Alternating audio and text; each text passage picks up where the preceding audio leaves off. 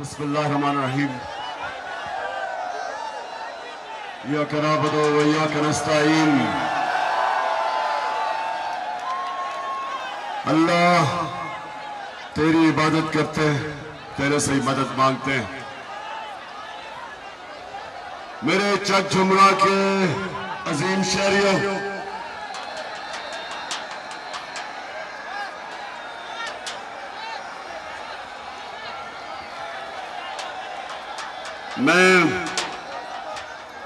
मैं आज आप सबको इतनी तादाद में यहां आने का सलाम भी करता हूं और ये आपने जो मुझे इज्जत दी उसका शुक्रिया अदा भी करता हूं। नौजवान अली अफजल इंशाअल्लाह इतवार को 17 तारीख को मैं अभी से ही आपको मुबारक दे रहा हूं कि इंशाअल्लाह ये मैच जीत जाएंगे।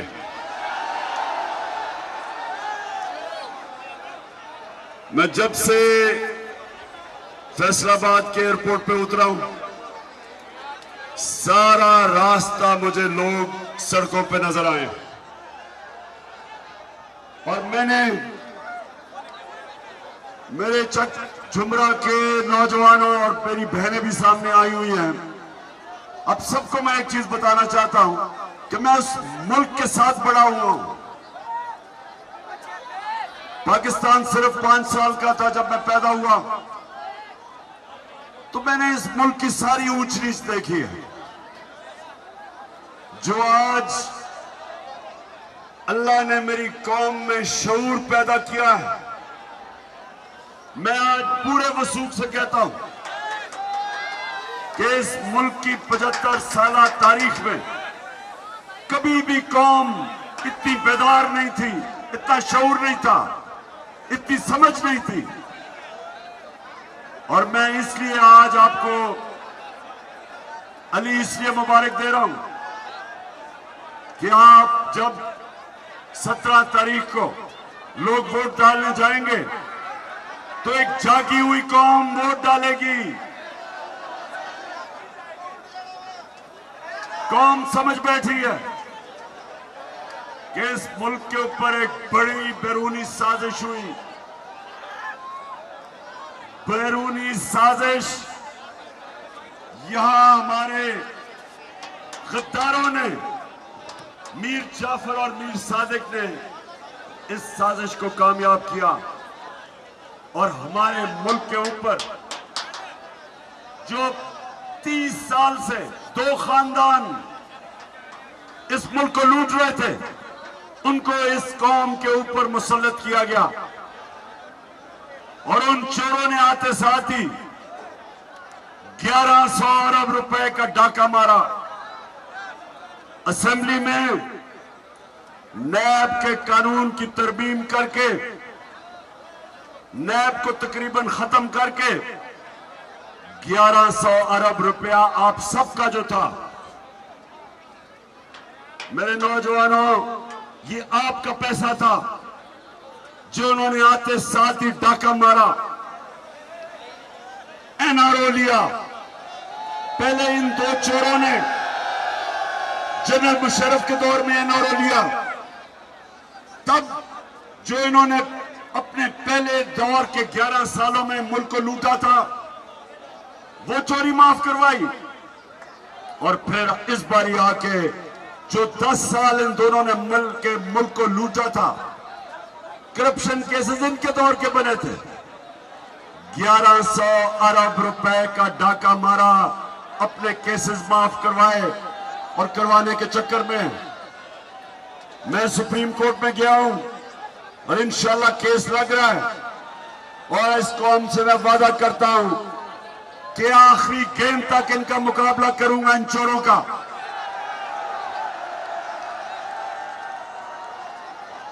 किसी सूरत आपका 1100 अरब रुपया मैं इनको हजम नहीं करने दूंगा। तो आपने सबने मेरे साथ खड़े होना है। आप सब मेरी टीम है। अब सब मेरी टीम है, कैप्टन मैं आपका, और मुकाबला करना इस कैप्टन को आता है।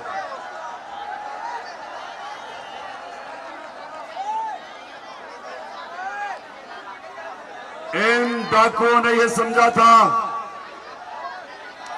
कि ये जो बैरूनी साजिश, और बैरूनी साजिश क्यों है ये सुने नौजवानों, ये सुनो, क्या जरूरत पड़ी थी अमेरिका को कि साजिश करके इन चोरों को ऊपर बैठाओ? क्या वजह थी? क्योंकि बताएं मुझे, आपका क्या ख्याल है कि अमेरिका हमारा खैर हुआ है? क्या अमेरिका इस मुल्क की बेहतरी चाहता है? अमेरिका चाहता है कि पाकिस्तान के ऊपर ऐसे हुक्मरान बैठे हो जो वो हुक्म करे ये उनके ताबेदार बने, हर चीज उनके घुटनों पे बैठ के माने। वो अगर हुक्म करे कि जनाब हमारी जंग में शिरकत करो, तो एक टेलीफोन कॉल के ऊपर उस वक्त का सरबराह घुटने टेक गया और अमेरिका की जंग में हमें लेके गया। तो जानते हो पाकिस्तान ने कितनी कुर्बानी दी उस जंग में? जानते हो? कौन जानता है आप में से? 80,000 पाकिस्तानी मारे गए, 80,000। और आज भी हमारे फौजी जवान कुर्बानियां दे रहे हैं बॉर्डर के ऊपर, बलूचिस्तान के बॉर्डर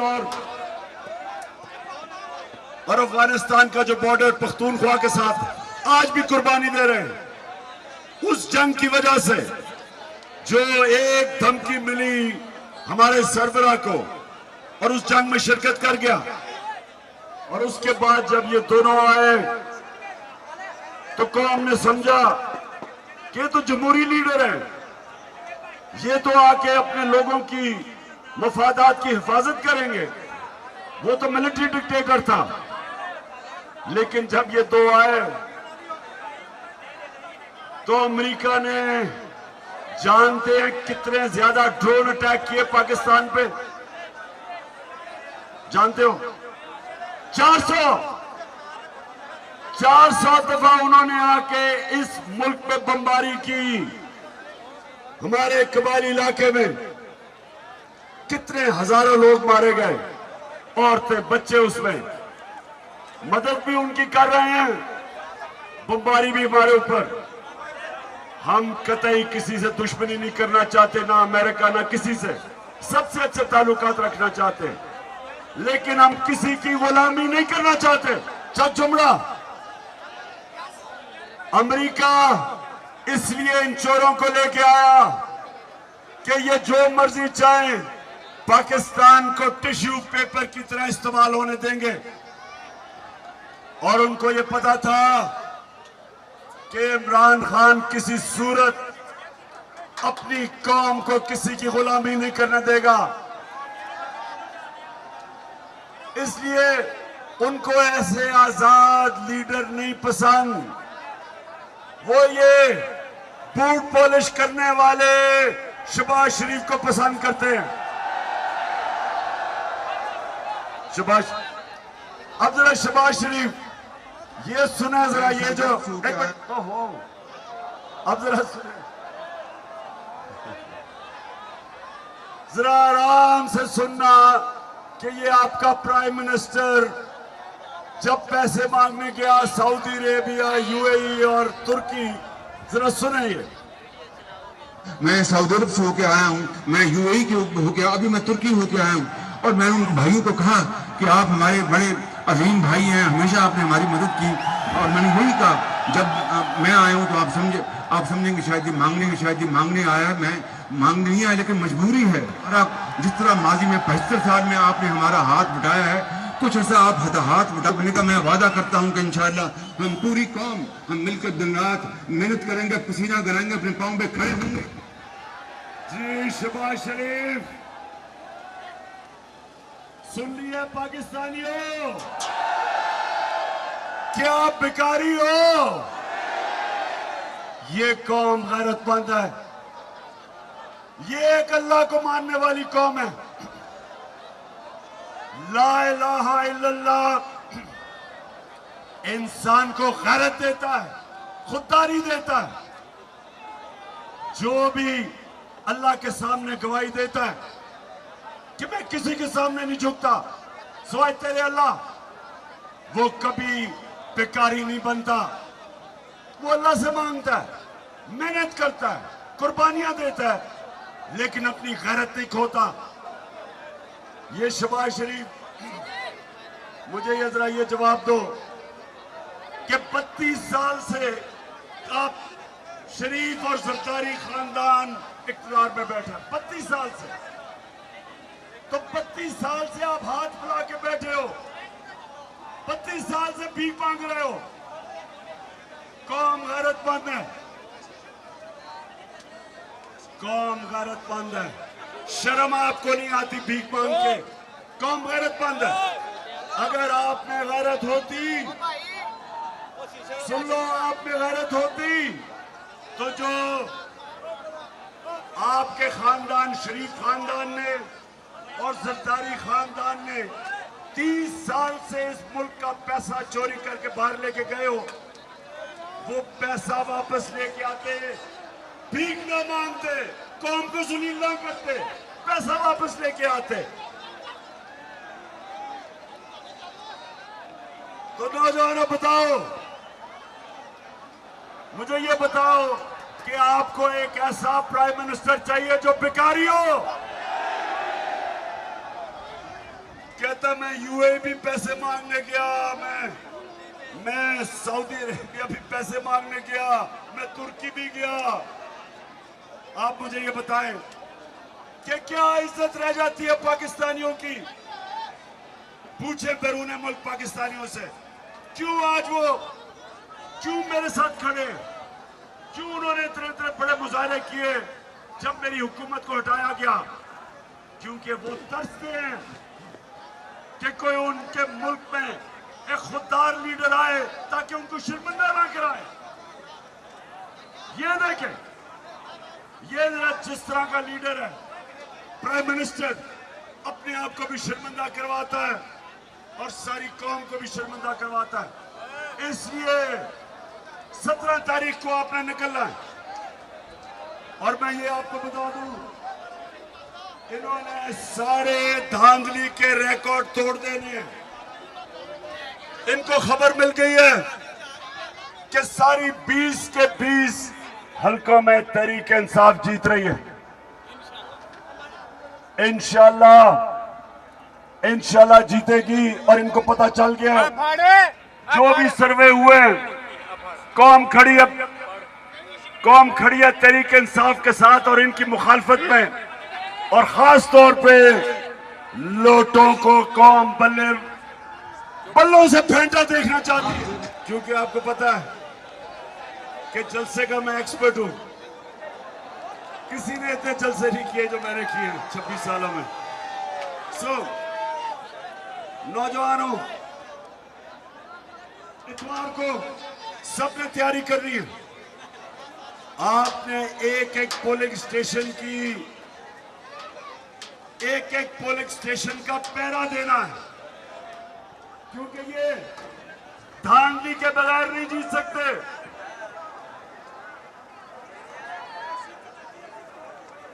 हाँ, मैंने ये कहना था कि शहबाज शरीफ, ये बड़ा रात आपने लोगों पे एहसान किया। पहले डीजल की कीमत 130 रुपए बढ़ा दी। सॉरी, मैं माफी चाहता हूं। फजलुर रहमान की कीमत बढ़ा दी पहले 130 रुपए, और उसके बाद 35 रुपए नीचे ले आए। बड़ा आपने एहसान किया लोगों पे। जब हम गए थे, आज इंटरनेशनली तेल की कीमत कम है। आज जब हम गए थे वो ज्यादा थी, आज उससे कम हो चुकी है। और मैं इनसे सवाल पूछता हूं कि कैसे हो गया कि आपने तेल की कीमत नीचे नहीं लेके आए। आपको भी आज पेट्रोल की कीमत 150 रुपए लीटर पे आना चाहिए और फजल रहमान की 144 रुपए लीटर लानी चाहिए आपको, क्योंकि तेल की कीमत तो कम हो गई है। तो क्या जवाब है? और जवाब ये है कि IMF का हुक्म है। हमने 2.5 साल IMF के साथ गुजारा किया है। उन्होंने हमारे पे भी जोर लगाया कि कीमतें ऊपर करो, हमने नहीं की, क्योंकि हम सबका जीना मरना पाकिस्तान में है।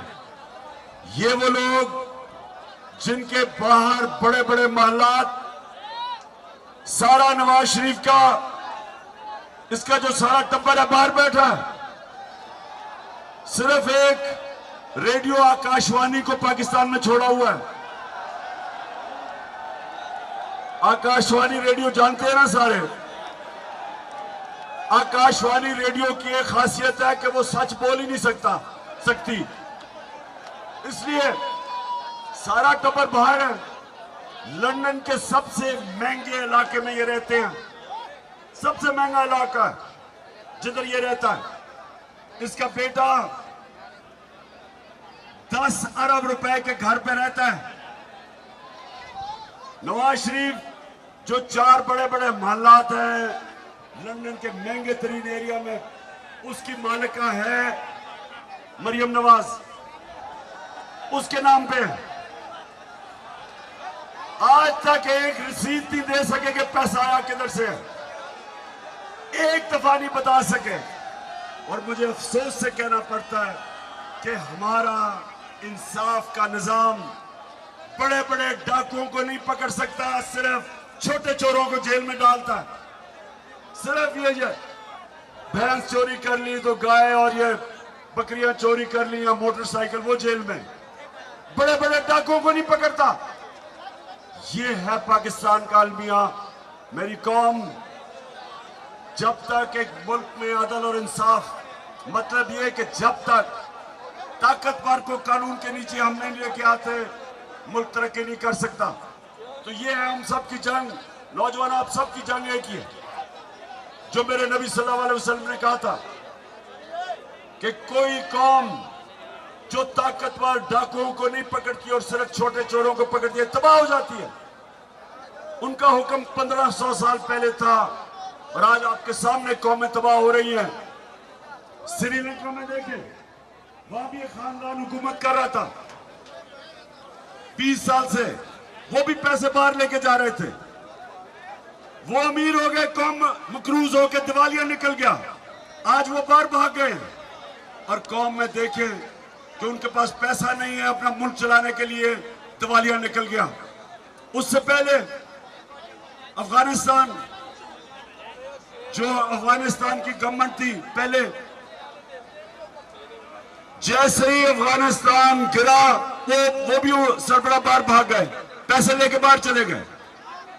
और इसलिए कि करप्ट गवर्नमेंट के साथ अवाम नहीं खड़ी थी। वही श्रीलंका में, वही लबनान में क्या हुआ? बेरूत, सबसे ज्यादा सारे मिडिल ईस्ट में जो शहर था, जो दुनिया जाती थी दुबई से पहले, वो बेरूत था। उधर भी हुक्मरान, उन्होंने आके चोरी करनी शुरू की, दिवालिया निकाला। आज 70% लोग लेबनान में गुर्बत की लकीर के नीचे चले गए।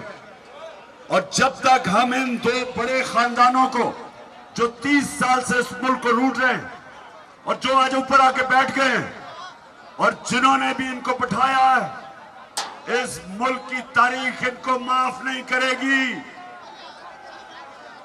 जो भी ये साजिश के तहत हमारे ऊपर मुसल्लत किए गए, जो ये जुल्म हो रहा है मुल्क पे, जो महंगाई हो रही है, जो आज टेक्सटाइल इंडस्ट्री फैसलाबाद की, हमने इसको उठाया, रिकॉर्ड एक्सपोर्ट्स की टेक्सटाइल ने।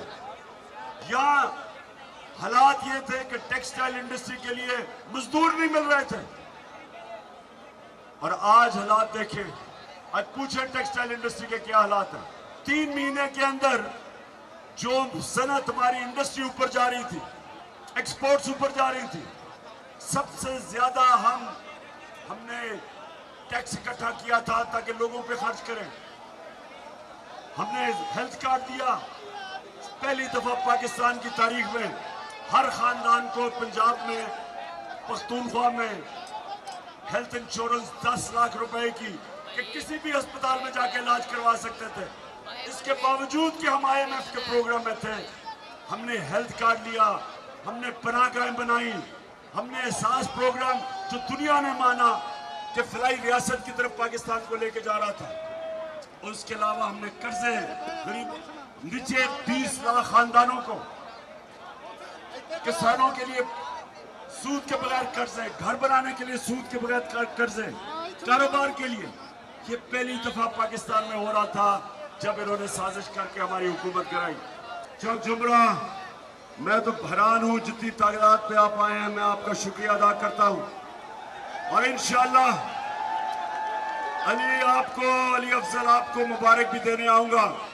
लेकिन ये याद रखें, खेलों की ग्राउंडों में मैंने एक चीज सीखी थी, जब तक आखिरी गेंद नहीं हो जाता मैच जीता नहीं जाता। आपने आखिरी गेंद तक मुकाबला करना है और इंशाअल्लाह मिलके हम यहां जश्न बनाएंगे जब हमजा कुकड़ी को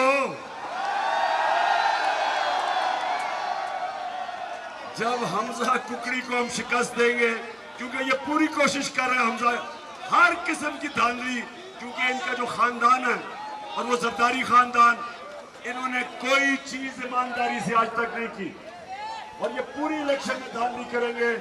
मेरे नौजवान तैयार होंगे और जिस तरह हिंदुस्तान को उनके अंपायरों के बावजूद हम शिकस्त दे के आए थे, इंशाल्लाह कुकड़ी को भी शिकस्त देंगे। पाकिस्तान जिंदाबाद।